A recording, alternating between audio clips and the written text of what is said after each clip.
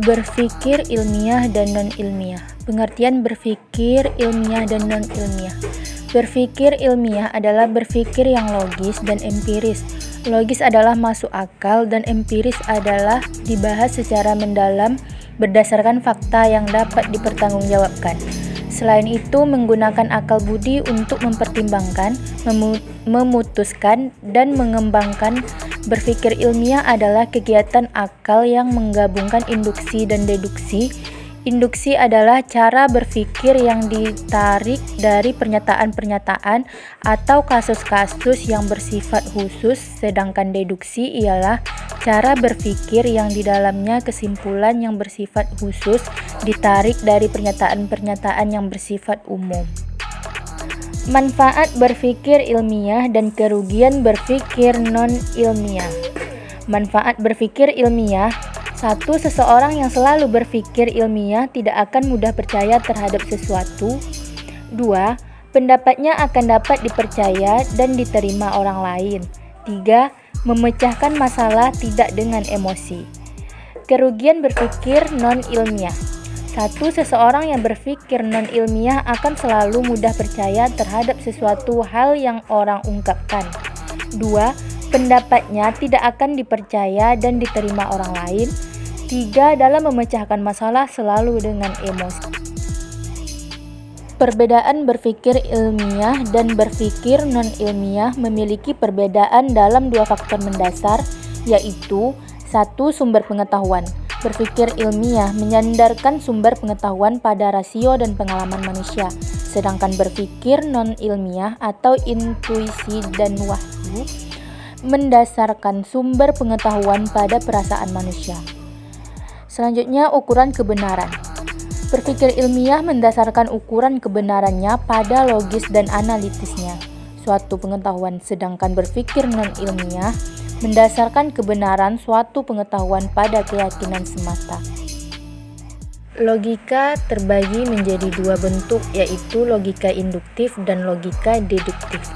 Logika induktif, kegiatan penarikan kesimpulan melalui logika ini dimulai dari kasus yang khusus, khas, individual untuk mendapatkan kesimpulan yang lebih umum, general, fundamental. Logika induktif memiliki berbagai guna bagi kegiatan berpikir ilmiah kita, antara lain bersifat ekonomis, logika induktif, logika deduktif. Logika deduktif adalah kegiatan penarikan kesimpulan yang dimulai dari pernyataan yang umum untuk mendapatkan kesimpulan yang lebih khusus. Pada umumnya, logika deduktif didapatkan melalui metode silogisme yang dicetuskan oleh filosof klasik Aristoteles. Silogisme terdiri dari premis mayor yang mencakup pernyataan umum, premis minor yang merupakan pernyataan tentang hal yang lebih khusus, dan kesimpulan yang menjadi penyimpul dari kedua pernyataan sebelumnya. Perkembangan IPA. Ilmu pengetahuan pada mulanya berkembang sangat lambat sampai abad pertengahan, abad 15-16. Pengembangan tersebut sedikit lebih pesat terutama setelah Copernicus yang kemudian diperkuat oleh Galileo. Berdasarkan penemuannya mengubah konsep geosentris menjadi heliosentris dan sekaligus mengubah kepercayaan penguasa dan agama pada saat ini. Penemuan ini sangat dimungkinkan karena berkembangnya alat bantu penelitian teropong bintang yang lebih baik. Perkembangan IPA sangat pesat terjadi setelah diperkenalkannya konsep fisika kuantum dan relativitas pada awal abad ke-20. Konsep modern ini mempengaruhi konsep IPA keseluruhan, sehingga dalam beberapa hal perlu dilakukan revisi dan penyesuaian konsepsi ilmu pengetahuan ke arah pemikiran modern. Dengan demikian, terdapat dua konsep IPA, yaitu IPA klasik yang telaahnya bersifat mikroskopik dan IPA modern yang bersifat mikroskopik. Secara umum, pengertian IPA bukan hanya ditinjau dari satu disiplin ilmu saja, namun IPA dapat dirinci lebih lanjut mengenai berbagai disiplin ilmu. 1. IPA klasik, 2. IPA modern. Komponen ilmu pengetahuan. Menurut BAM, ilmu pengetahuan setidaknya melibatkan 6 komponen penting, diantaranya masalah atau problem. Masalah mana yang dianggap mengandung sifat ilmiah? Menurut BAM, suatu masalah bisa dianggap ilmiah sedikitnya memiliki 3 ciri: 1. Terkait dengan komunikasi, 2. Sikap ilmiah, dan 3. Metode ilmiah. Tidak ada masalah yang disebut ilmiah kecuali masalah tersebut bisa dikomunikasikan kepada orang lain. Sikap atau attitude. Sikap ilmiah scientific attitude menurut BAM setidaknya harus memiliki 6 ciri pokok, yaitu keinginan tahuan atau curiosity. Keingintahuan harus dimiliki oleh seorang ilmuwan, seperti keinginan untuk menyelidiki, investigasi, eksplorasi, dan eksperimentasi. 2. Spekulasi atau speculativeness. Hal ini penting dalam rangka menguji hipotesis. Spekulasi juga merupakan ciri penting dalam sikap ilmiah. Kesadaran untuk berlaku objektif atau willingness to be objective. Sikap ini penting sebab objektivitas merupakan ciri ilmiah. Metode atau metode. Menurutnya, bahwa ilmu pengetahuan adalah aktivitas menyelesaikan masalah dan melihat metode ilmiah sebagai sesuatu yang memiliki karakteristik yang esensial bagi penyelesaian masalah. Ada 5 langkah esensial dan ideal menurut BAM dan dalam menerapkan metode ilmiah yang harus dipahami oleh seorang penelitian atau ilmuwan, yaitu 1. Memahami masalah, 2. Menguji masalah, 3. Menyiapkan solusi, 4. Menguji hipotesis, dan 5. Memecahkan masalah. Selanjutnya, aktivitas atau activity. Aktivitas dimaksud adalah penelitian ilmiah yang memiliki 2 aspek, individual dan sosial. Aktivitas penelitian ilmiah meliputi observasi, membuat hipotesis, menguji observasi dan hipotesis dengan cermat dan terkontrol. Kesimpulan atau conclusion. Kesimpulan merupakan penilaian akhir dari suatu sikap, metode, dan aktivitas. Kesimpulan ilmiah tidak pasti, tetapi bersifat sementara dan tidak dogmatis. Pada dasarnya, ilmu pengetahuan itu bersifat tidak stabil. Setiap generasi berhak untuk menginterpretasikan kembali tradisi ilmu pengetahuan. Pengaruh atau efek. Ilmu pengetahuan memiliki 2 pengaruh, yaitu pengaruh terhadap teknologi dan industri. 2. Pengaruh pada peradaban manusia. Industrialisasi yang berkembang dengan pesat merupakan produk dari ilmu pengetahuan yang mempunyai dampak besar terhadap perkembangan ilmu, sehingga nampak seperti yang terjadi dalam perubahan sifat ilmu itu sendiri. Selanjutnya, materi tentang teori terbentuk alam semesta, litosfer, hidrosfer, atmosfer, pedosfer, dan biosfer, asal mula kehidupan, geografi, kehidupan, teori evolusi.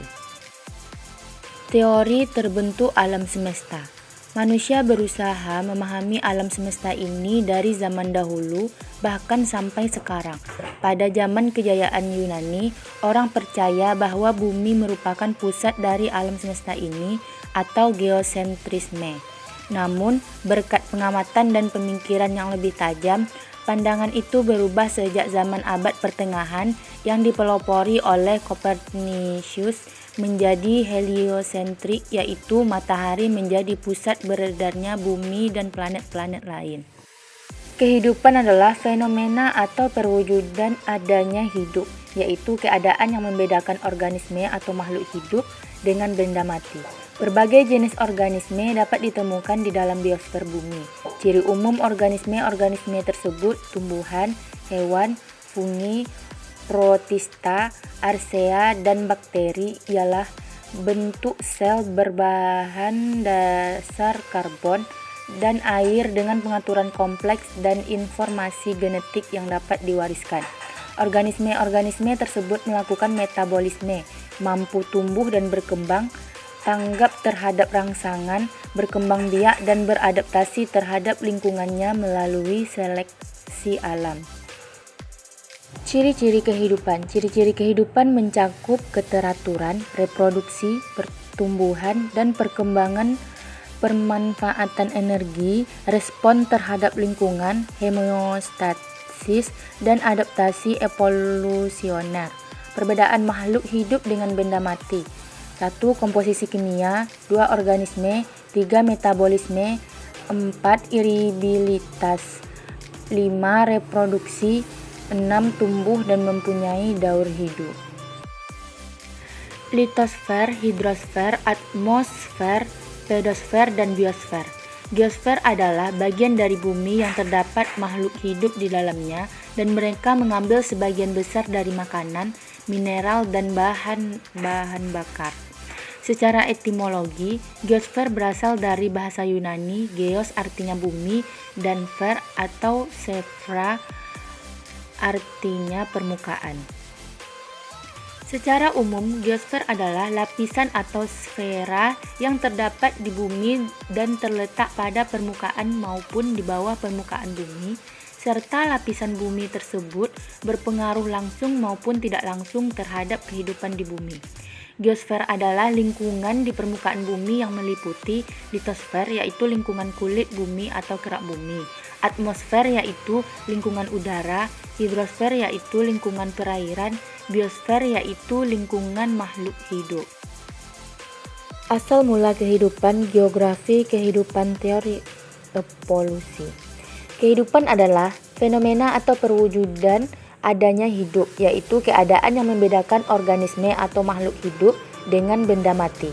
Berbagai jenis organisme dapat ditemukan di dalam biosfer bumi. Ciri umum organisme tersebut tumbuhan, hewan, fungi, protista, arsea, dan bakteri ialah bentuk sel yang berbahan dasar karbon dan air dengan pengaturan kompleks dan informasi genetik yang dapat diwariskan. Organisme tersebut melakukan metabolisme, mampu tumbuh dan berkembang, tanggap terhadap rangsangan, berkembang biak, dan beradaptasi terhadap lingkungannya melalui seleksi alam. Kapan mulai ada kehidupan di bumi? Usia bumi kurang lebih adalah 3.000 juta tahun, namun hadirnya kehidupan di atas bumi barulah sekitar 2.000 tahun, dan berawal dari makhluk yang sangat sederhana. Hal itu diketahui berdasarkan penelitian dan analisis dengan menggunakan metode perbandingan zat radioaktif dengan zat hasil seluruhnya. Dengan metode itu pula diperkirakan bahwa bumi telah membentuk batuan sejak 5.000 juta tahun yang lalu. Dari berbagai penelitian terhadap batuan yang berumur 3,5 juta tahun yang telah menunjukkan tanda-tanda kehidupan atau fosil. Teori abiogenesis. Menurut teori abiogenesis, makhluk hidup berasal dari benda tidak hidup atau dengan kata lain makhluk hidup ada dengan sendirinya. Oleh karena makhluk itu ada dengan sendirinya, maka teori ini dikenal juga dengan teori generatio spontanea. Generatio spontanea berarti penciptaan yang terjadi secara spontan, artinya bahwa kehidupan berasal dari benda tak hidup yang terjadi secara spontan. Aristoteles merupakan salah satu pelopor teori ini. Teori ini diajukan oleh Aristoteles pada tahun 384 sampai 322 sebelum Masehi. Aristoteles menyatakan bahwa kehidupan berasal dari benda tak hidup yang terjadi secara spontan. Teori biogenesis menyatakan bahwa makhluk hidup berasal dari makhluk hidup. Tokoh pendukung teori ini antara lain Francesco Redi, Lazzaro Spallanzani, dan Louis Pasteur. Francesco Redi merupakan orang pertama yang melakukan penelitian untuk membantah teori abiogenesis.